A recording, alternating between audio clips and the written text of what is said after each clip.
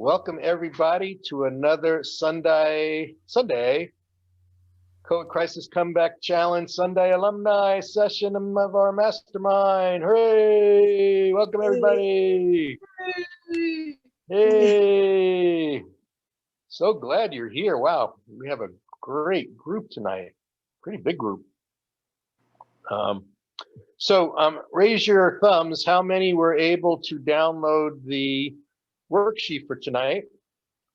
All right. Ooh, look, some of you have even printed it out. I am so impressed. That is wonderful. Okay, I'm pulling it up right now.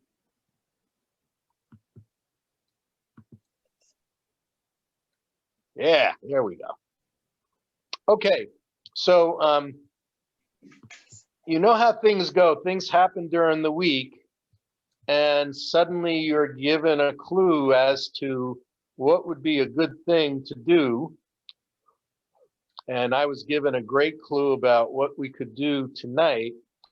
And actually, it was 2 or 3 sessions I had with folks where they were asking, I have a tough decision to make between this A thing or this B thing. And I really don't know how to objectively weigh out the pros and cons. So I took them through this exercise, and you all know how much I love and respect Benjamin Franklin. He's definitely one of my heroes.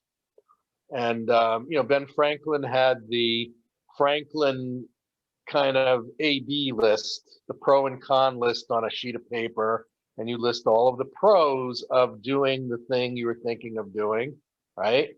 And then next to that on the right, all of the cons, the negatives. And you would make a determination on what gets the most, what gets the most votes. And so this is sort of a takeoff on that, because most of you are familiar with working with the wheels, right? Planning wheels. So what I did is I customized and combined the concept of the planning wheels with the Benjamin Franklin concept of the pros and the cons. I've created this decision wheel exercise for you, and I'm including it in our COVID Crisis Comeback Challenge guidebook, the 3 keys to your crisis comeback mastery. So this is a new addition to it. And basically what we have is we have 2 wheels. So we have version 1, you see that in red, is what if we have 2 choices and we want to decide whether we do choice A, option A, or option B, right? Like, do I sell this house and move to Florida? Or do I keep the house, buy another house in Florida? Or do I whatever, or 2 choices, right? So what you want to do is you want to first choose in version 1, what are the 2 choices that you are struggling with in between, right? And so that's what you're going to use as the question for, and